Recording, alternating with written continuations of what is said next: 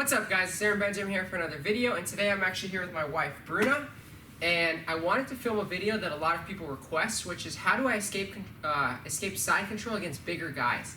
So oftentimes, a lot of people find that when somebody's bigger, stronger, heavier, it's harder for them to escape once they're in an inferior position like side control. Although I think that that's definitely true because weight does play a part. There's weight classes for a reason. I've had plenty of roles in my life where somebody who's smaller with better weight distribution is substantially heavier on top of me in side control. So I try not to even differentiate escaping big or smaller guys. I try to use the same escapes for most people. However, when the guy is much larger or much stronger, or even a smaller person who's able to distribute their weight so that they feel like there's a bus on you, there is a couple variations of escapes that I do tend to kind of migrate towards, so that's the ones I want to go over today. I've made another video on escaping side control, so I'll link that in the description. Also, real quick, I just launched my instruction with BJJ Fanatics on half butterfly. It's been super good, a lot of great feedback, so I'll leave a link to that in the description, but let's get into it. So let's assume, although Bruna is not a very big, strong guy, let's pretend that she is a very big, strong guy, and she's holding me down. So let's start here with this angle, because I want you guys to see what my right hand is going to do, guys. My right hand is going to be pivotal. But like with anything, let's go a little bit closer.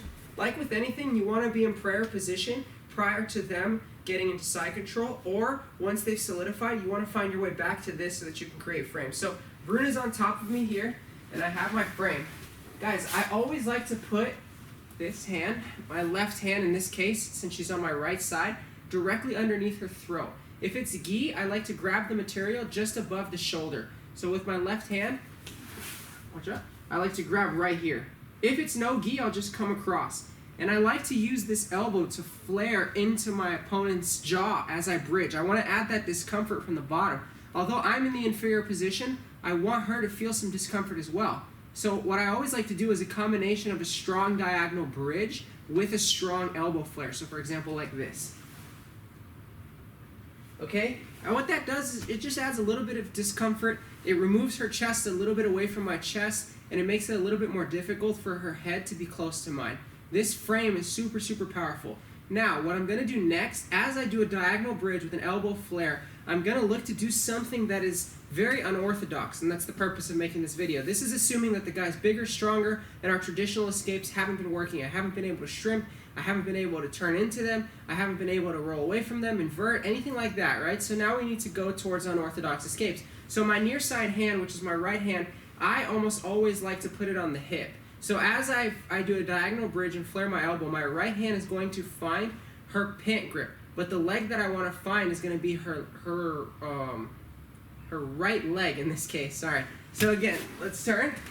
I want to find this leg, guys, with this hand. So what I do is I do a diagonal bridge, strong, okay? Flare my elbow, and now look, it's going to give my right hand space to come back inside and grab inside, in between her legs, on the pant grip, okay? So I'm grabbing the inside knee of her right leg in this case.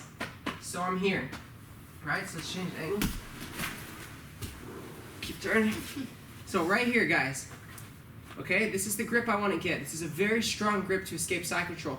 The reason that I want to get this is because bigger guys tend to have this hip extension side control position where they're kind of trying to make you bear their weight, as opposed to smaller guys who tend to be on their knees and on their toes. So come on your knees and then be on your toes.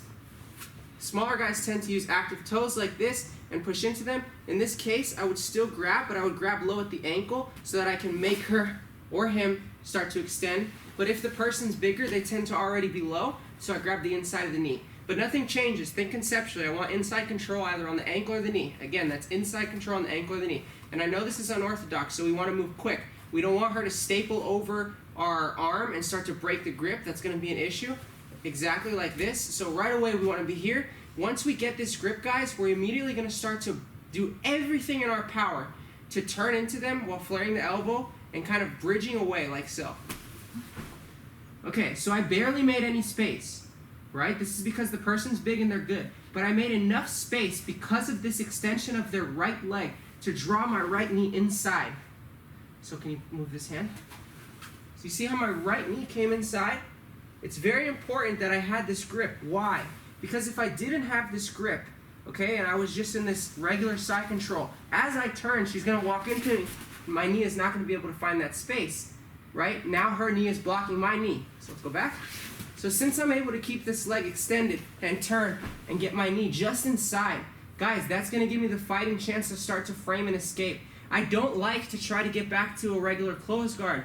I don't like to try to do like our old school, start to turn, bring the knee deeper, and start to come through to close guard. Being honest with you guys, as you get more experience, if you're already having difficulty escaping this person's side control, it doesn't seem feasible that you're going to be able to make your way all the way back to close guard.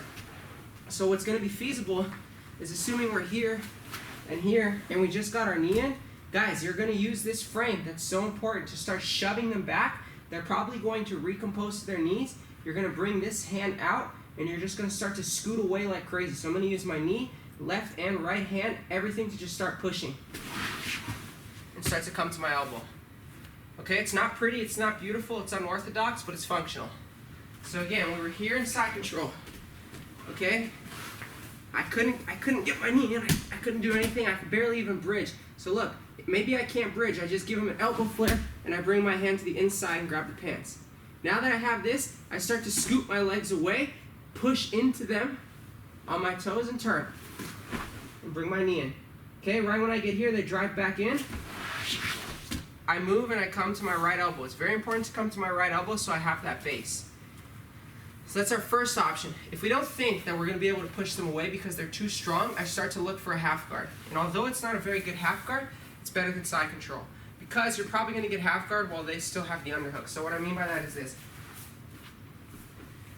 I'm here, I get this frame, I turn, I get into this position, I get the pant grip. Okay, now I start to scoot, right? I start to get my knee inside, get my knee inside.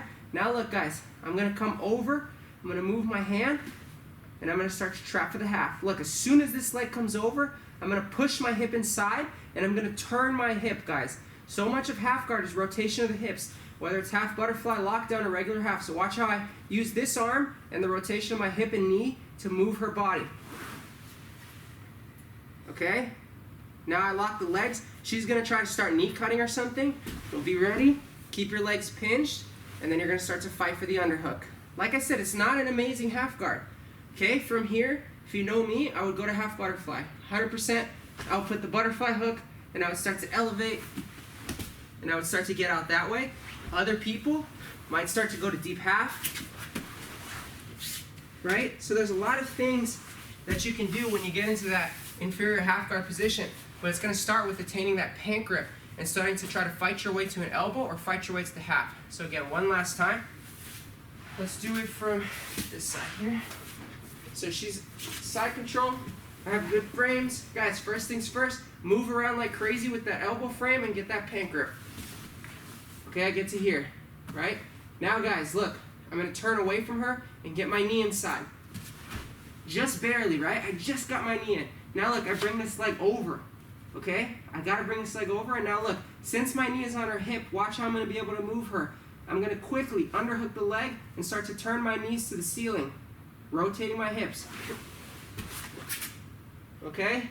Now they're gonna come back this way for sure, and we're gonna be in this kind of an inferior half guard position, but then we start to move. We can put the butterfly hook inside, we can start to elevate, we can start to turn her back this way. There's a lot of things that you're going to be able to do, but most importantly, at least you're able to get out of the half guard, okay? Very quickly, I want to show you what to do if they're more of a smaller person with a lot of pressure. We all know that guy who's like a rooster weight or a light feather. I'm a light feather, and I've had plenty of people tell me that I'm very, very heavy on top. And like, I don't get how 140 pounds can feel like that, but whatever the case may be, I always am on my knees, and so I'm going to show you how to defend that. So I'm just going to be on both knees in side control. So she's here. Guys, nothing changes, right? I'm going to bridge, come here, and I'm going to try to grab her pants, her ankle, anything that I can, guys. Again, I like to think conceptually here, okay? Same thing. I'm going to frame, push away, turn, extend. Get my leg in. Look, if I can get the half guard, I go. If I think that I can start to escape, I will. Okay? So nothing changes. Try to take more of a conceptual approach. That inside pant grip can be finicky, but I promise you it works. It's something that I do very, very often. It's something that's a little bit different. Like I said, assuming that your traditional escapes don't work, you got to go to plan B, You got to risk a little to get something, right? You can either stay stationary prayer position and pray that you don't get submitted, or you can start to work and move towards a better position. So I always like to work. I always like to keep pushing. Anyways, guys, if you like this content, please don't forget to like, subscribe, comment. We're well over 3,000 subscribers at this point. We have well over 100,000 video views. I'm ecstatic about the channel. If you guys know me, you know that. If you ever have any questions, please drop them in the comments below. I love to interact with you guys. I love to see what your thoughts are. And again, it really helps me grow this channel, and I want to grow this channel. So thanks so much, guys. Thanks so much for watching, guys. As usual, if you like this content, please don't forget to like, subscribe, and comment. It really helps me grow this channel. Guys.